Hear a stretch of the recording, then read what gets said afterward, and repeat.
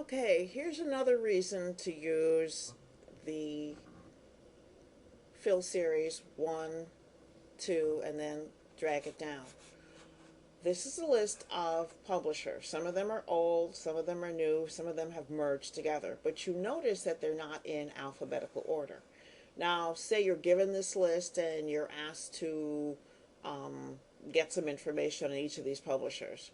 But it seems confusing to you, and it may be a little bit tricky for you to do this. And it would be easier if it were in alphabetical order. This way you could actually know which ones are which. Well, here's the thing.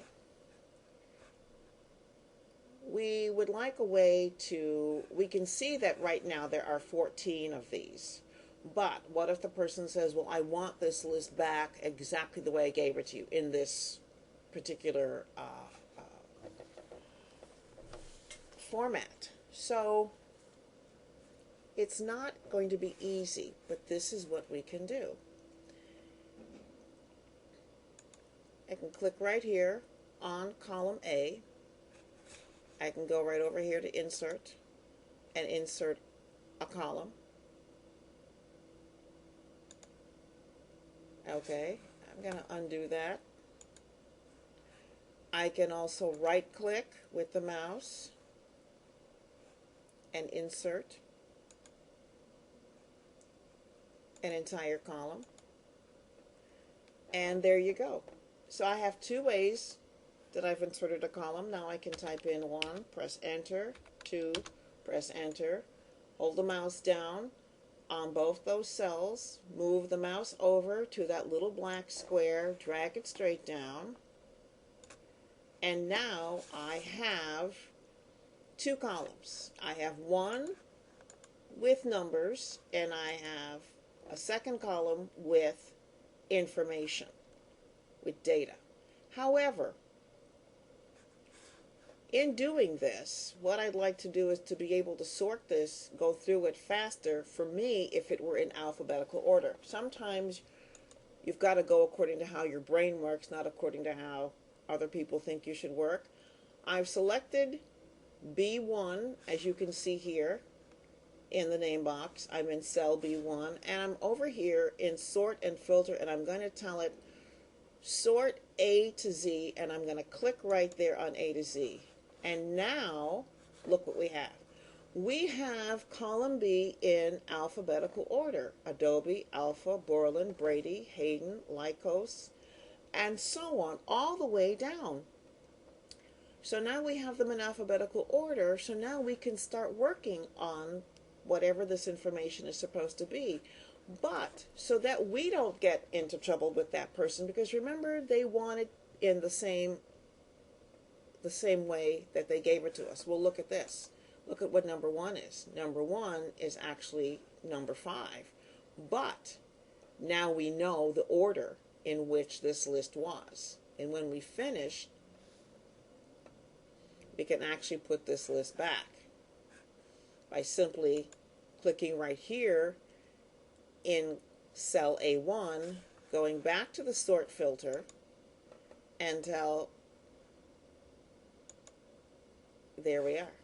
And so now it's back together. So now we can actually delete this column.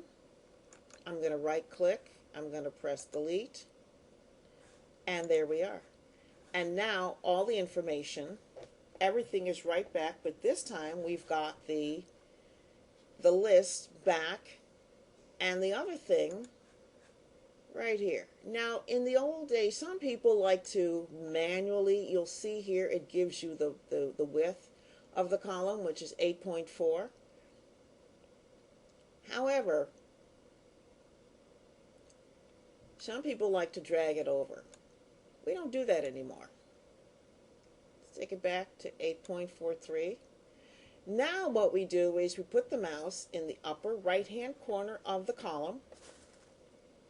Put the mouse right there. You'll notice that there's a double-headed arrow with a black line going through the middle. Put it right there on the right side of the column. This is going to take practice, and you double-click with the mouse. And it widens the column automatically. so that we don't have to guess anymore. We don't have to manually do all that work. And then over here, we can start putting in the information